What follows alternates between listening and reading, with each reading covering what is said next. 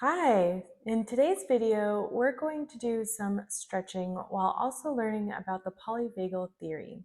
The polyvagal theory was developed by Stephen Porges. I'm not entirely sure if I'm saying that correctly, but his theory shows how there's different states that our vagus nerve can be in, and based on what state we're in, we're either going to be socially engaged or we're going to be in like a fight, flight, or fawn or freeze response, really. So it's a great way to kind of regulate your nervous system and figure out where you are.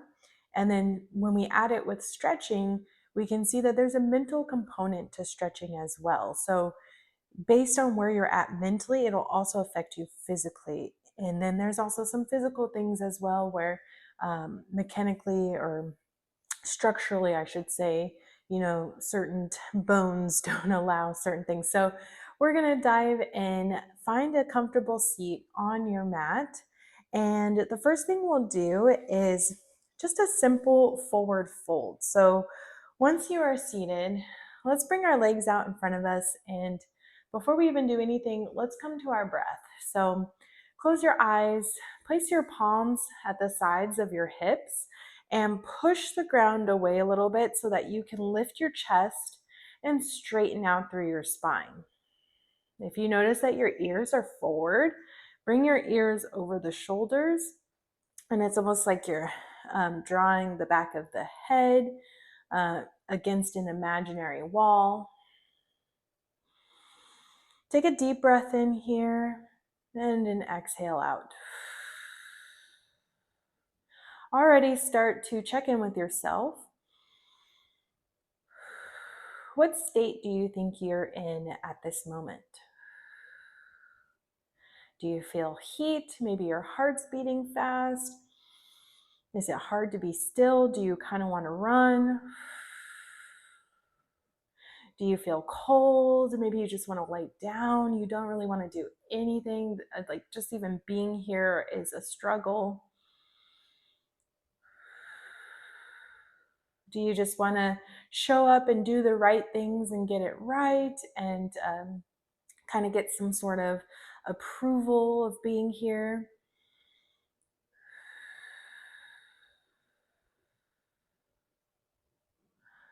Do you want to just force yourself, push yourself, like just come on, let's do it. Don't be such a baby, just get it over with. Or are you like, yeah, I'm pretty calm, I'm pretty connected. I feel okay in being here. I'm meeting my body where I'm at. And I'm letting myself be here today. And so you can sort of kind of tell from the messages and the inner dialogue that we're having what state you might be in. The more calm and socially engaged state is going to be your ventral vagal. And that's usually the state we're most kind of looking after, the one that we're trying to attain. However, our sympathetic chain might be activated and it might be blocking us from being able to tap into that state. So if you close your eyes, blink your eyes open and just bend your knees a little bit. And you can wiggle your toes and point them and flex your ankles. And just kind of move them in circles, move your ankles in circles. Just kind of waking up the legs. And then find stillness. Again, if you need to push into the ground to find length in your spine, do so here. All while we remember to breathe. And then inhale, reach your arms overhead. And if you have a mic, you might need to adjust, or you just might need to adjust in general. But reach your arms overhead, have your palms face one another. Try to keep the length in your spine without rounding in the back. And then exhale, forward fold.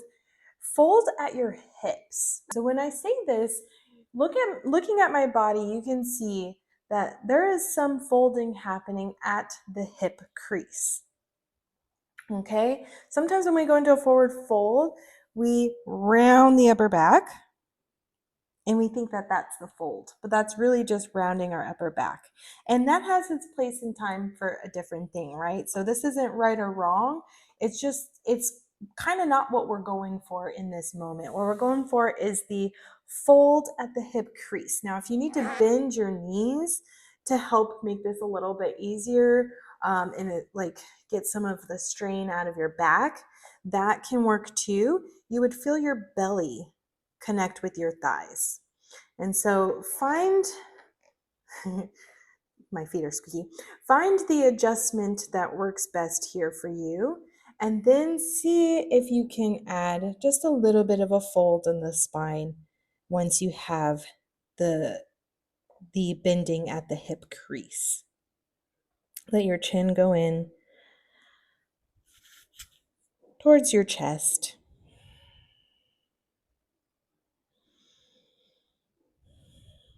And just breathe here, doing your best to find the balance between effort and ease. All right, you might feel the front line of your body engage while you try your best to let the back side of your body relax. Noticing your breath. If it is challenging to breathe here, that is also a clue of what state you might be in. So in a fight, flight, fawn, or freeze, you might feel a shallowness in your breath. Or you might be holding your breath.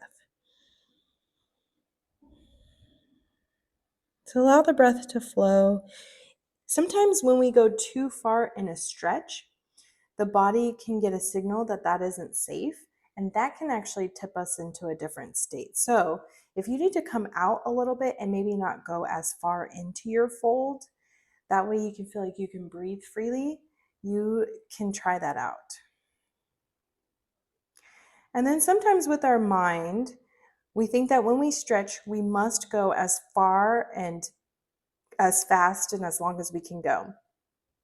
However, each day is different. You know, where you're at today, you're going to be somewhere else tomorrow. Your nervous system is constantly, ebbing and flowing and changing. And so maybe you don't feel safe here today, but then maybe tomorrow you're like, oh, I have a little more room. I can straighten my legs. I feel a bit more safe. So notice what's happening in that arena for you. Because stretching isn't just a physical thing. It also comes down to what you're telling yourself.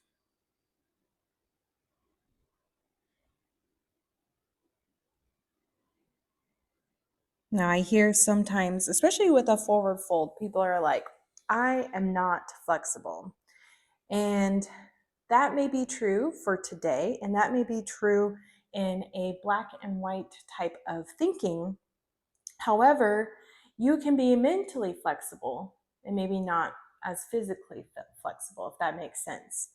You can be physically flexible, but maybe not as mentally flexible. And so we can kind of get into the gray area of things where if you tell yourself you're not flexible, then yeah, you're probably not going to be flexible. However, we can validate ourselves where, okay, maybe I can't touch my toes and physically I'm not as flexible as I'd like. However, mentally I'm here. I'm showing up for myself and I'm going through the discomfort and I'm doing something that I wouldn't normally do. And so mentally, I have more flexibility than maybe physically. And who knows, over time, if you keep showing up for yourself and you keep creating these habits of mental flexibility, you may surprise yourself with how much physical flexibility you find in the end.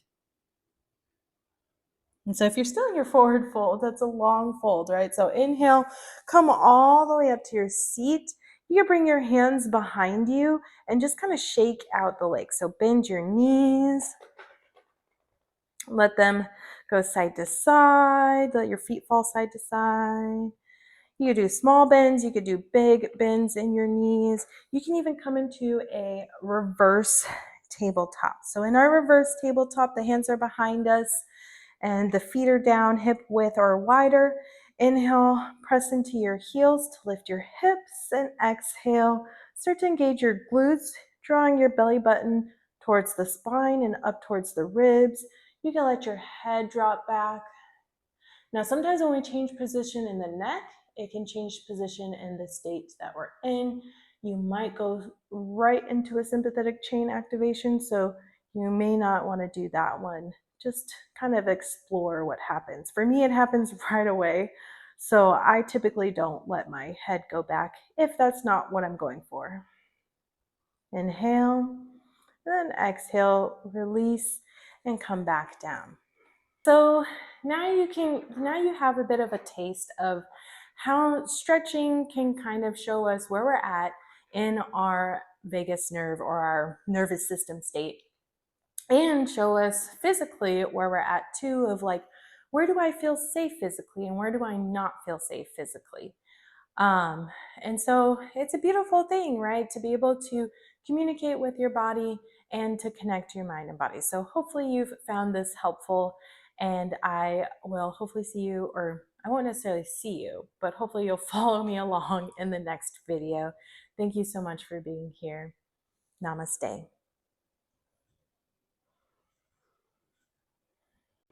Thank you for sharing this practice with me today.